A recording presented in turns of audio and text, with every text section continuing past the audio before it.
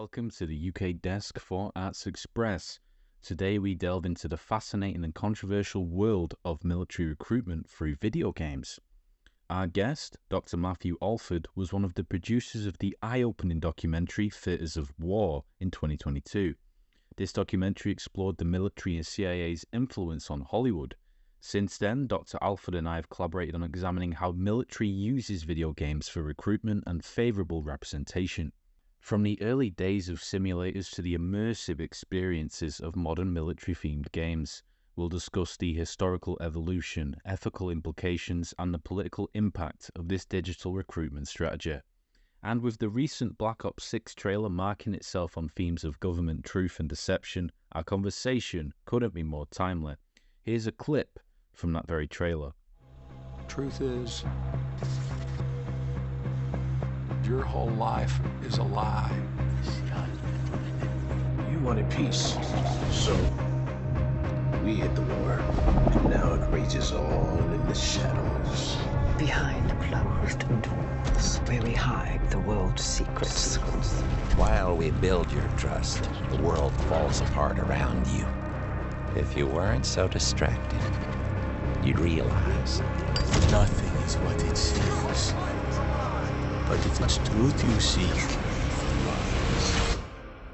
look in the dark.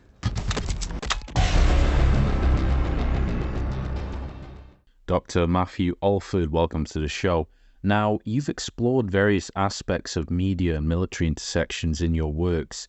Can you provide a historical overview of the military's engagement with video games for training and recruitment purposes? Certainly games have changed a lot since when I was a kid playing Pac Man and Jet Set Willy. The military's involvement with video games did begin in the 1980s. Technically, there was a simulator called Battle Zone, which was adapted for training tank gunners. But really, military's involvement in video games took off just after the Gulf War in 1991, when the industry saw a surge in military-supported games like LHX Attack Helicopter, Super Battle Tank, and Desert Strike. These are all set in the Middle East. And then there was Rainbow Six in 1998, and very famously America's Army from 2002, which was the most downloaded game for a long time in the 2000s. Games can be a really effective way for preparing soldiers for real combat situations. There was a Georgetown Security Studies review article which said that games can maximize the combat lethality of our existing combat personnel and weapons systems. An example would be a game called ARMA 3 from 2013, which is a simulation game used by various armed forces for training. Ukrainian tank commanders have used tactics learned from such games, for example. And then there was a famous game in the 90s called Doom, which I seem to remember playing, and that wasn't technically supported by the military, like in terms of its narrative, but it was modified as a non-commercial training simulator called Marine Doom. So, yeah, I mean, this all dates back to the 80s, but particularly to the early 90s.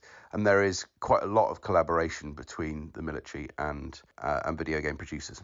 And could these games impact perceptions of war among younger audiences? So there's games like Mercenary 2, World in Flames from 2008, which depicts Venezuela using nuclear weapons.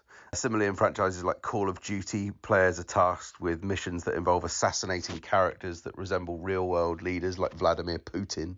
And these sort of games portray the USA as under constant threat in a hostile world. The game Homefront from 2011, where North Korea invades South Korea and then annexes parts of Japan and then commits genocide against Americans. Call of Duty Modern Warfare from 2009 and Battlefield 3 from 2011 depicts scenarios where the USA faces invasion or nuclear threats from Russian or Iranian forces. Games like Medal of Honor Warfighter, in that US Special Forces collaborate with Philippine counterparts to rescue hostages held by terrorists. But when the Philippine command opts for negotiation, the US squad disregards those orders in favor of using force. So again, it's kind of encouraging the violent options in geopolitical situations. In Call of Duty Modern Warfare 2, the gamer participates in a terrorist attack inside Russia for a mission called No Russian. So in other words, the main character chooses to participate in a mass shooting of Russian civilians at an airport in order to gain the trust of a Russian terrorist. So the Russians are terrorists, and you are encouraged to shoot Russian civilians, as many as you can. And of course, now we're doing that for real in the real world. In another edition of Call of Duty, you're tasked with assassinating a sort of cipher for the top Iranian general, Qasem Soleimani, who President Trump killed in real life. And then in the same game, there's something called the Highway of Death, which in this is caused by this evil Russian military force. But in real life, the Highway of Death, as I've always known it, was from 1991. It was the sort of nickname given to the actual road leading from Kuwait City towards the Iraq border. And it was named because US Marines destroyed a couple of thousand or so Iraqi vehicles as they withdrew from Kuwait. That was what the Highway of Death was. But now the Highway of Death is associated not with an American atrocity, but with a Russian atrocity in a computer game. Now, what I really want to know is, from your opinion, what other ethical issues arise with this? These kind of military games can be just quite generally dehumanizing. So in Call of Duty Black Ops, there's a mission which features special ops character called Hudson, who's forcing Dr. Clark, this renegade scientist, to eat broken glass during an interrogation to extract information about a chemical weapon. And then there's a game, Splinter Cell Conviction, which does something similar. And these games, these narratives in these games are quite similar to what the TV series 24 did so famously in the aftermath of 9/11, basically making viewers sympathize and feel that there's only one option, which is extremely sadistic torture. And then there are other ethical issues, I think, that are thrown up as well. Again, it's the specifics on this are not entirely clear. The paperwork's not entirely clear. But, to some extent, the gaming industry buys licenses for real weapons. So the gaming industry is, to some extent, funding the arms industry. There are other things that further blur the line between entertainment and military propaganda. So, for instance, influencers on TikTok who are blending military imagery with playful content. There's a real blurring, I think is what I'm saying, between entertainment and military and securitized propaganda and recruitment. Are there military games which are more challenging to establish narratives? Yeah, there are games that are more challenging to establish narrative. In fact, the last game that I played personally was many years ago, but it was a good one. Metal Gear Solid. That's the one with Snake. And that's a series that was a critique of the military-industrial complex, critique of nuclear proliferation, ethical implications of warfare, reflecting on the psychological toll of conflict through its characters. I don't know if it may be because the video game industry is slightly more diverse, not just concentrated in the United States, than film and TV. But maybe there is a bit more ideological diversity, a bit more political spaces. There was famously a game called Papers, Please from 2013, in which you play a corrupt customs official who lets people in and out of the country and then is forced to reflect upon his actions. Perhaps the most famous example is Spec Ops: The Line. So in Spec Ops: The Line, there's a constant theme in that about heroism, but where sometimes being a hero can cause more harm than good. Army of Two explores moral complexities of the use of private military contractors, where players assume the roles of former military personnel and now work for this big corporation. They're deployed to combat terrorists in Afghanistan and Iraq, but then the narrative unfolds to reveal collusion between the terrorists and this corporation. So it's kind of criticizing the privatization of war, I suppose. This War of Mine from 2014 as sort of a poignant critique of war's effect on civilians, focusing on ordinary people trying to survive in a war-torn city. It highlights human suffering, collateral damage caused by military conflicts. Medal of Honor critiqued US political leadership in Afghanistan. How do you compare the effectiveness and ethical implications of video game-based recruitment to more traditional methods such as military advertisements or school visits? Popular games like Fortnite and Escape from Tarkov have been leveraged for recruitment efforts, tapping into these massive Generation X player bases. The US Army's involvement in esports tournaments, including games like Counter-Strike Global Offensive, which is called CSGO, have proven effective in generating thousands of leads for recruiters. The use of influencers and e-girls in military recruitment presents a modern approach in reaching younger audiences, potentially more impactful than traditional media channels. And there's, of course, ethical concerns that arise from the US Army moderating comments on platforms like Twitch during gaming streams. Now, what I'm interested in is, where has the military had, that you've seen, the most political impact on the narrative of a game? Well, I mean, the vast majority of games that I've discussed have had military support, but it's less clear how political and invasive the military has been, because the paper trail on gaming is far from complete.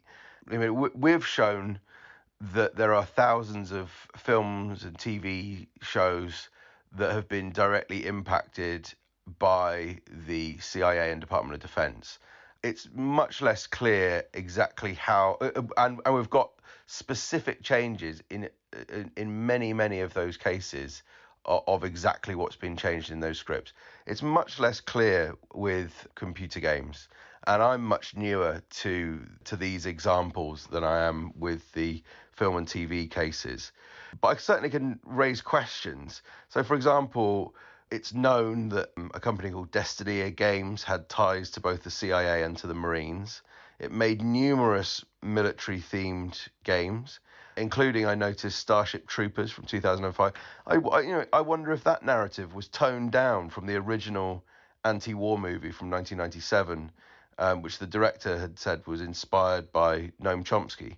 I mean, that's just one of many different areas, I think, that could be followed up with this world of video, sort of politicization of video games. And we know that originally the multiplayer mode of Medal of Honor allowed players to take on the role of the Taliban, but then due to the backlash and the pressure from military bodies and families of soldiers, the company EA changed the name from Taliban to Opposing Force. So there's an example, a concrete change that was made. It seems likely that changes are made, but mostly I suspect that the narratives, the sort of political nature of the narratives, are baked in from the start of the collaboration between the state and the game producers. Games like Call of Duty, Tom Clancy's Ghost Recon exemplify these sort of close partnerships with military advisors. So Ghost Recon Wildlands highlights special operations with an emphasis on competence, moral justification of what the US is doing, all reinforcing positive perceptions of US military capabilities. 6 Days in Fallujah. Fallujah was a very controversial military operation during the Iraq War, but this game from 2021 initially was developed with input from the Marines involved in the Second Battle of Fallujah about 20 years ago, and that faced controversy and delays due to sensitive content concerns and amendments. I'm not sure of the specifics of the amendments there, but it is clear that that when you have effectively an executive producer being the military, they are going to exert a great impact. By participating in esports and sponsoring tournaments in games like Fortnite and CSGO, the US Army targets younger audiences, enhancing positive perceptions of military service. Finished by emphasizing, Jack, how much you've done to guide me on this topic since we've met. I mean, my research into the Pentagon's role in video games has only really started to become at all substantive since we started talking a few months ago. So this really has been a team effort, putting out this information as clearly as I can, to the best of my knowledge. A team effort which also includes Tom Secker and Roger Stahl, my previous collaborators. And I hope that this is a solid overview of the problem that we face when we have the military-industrial complex working so closely with video game producers, in a similar way to the problem of the military-industrial complex working with all forms of entertainment and media. Thank you, Dr. Matthew Alford, for your enlightening insights into the military's use of video games for recruitment. Be it by TikTok edits or tactical shooters, it's clear that this digital age has reshaped how young minds are influenced by warfare. This has been Jack Clark for Arts Express, hosted by Prairie Miller.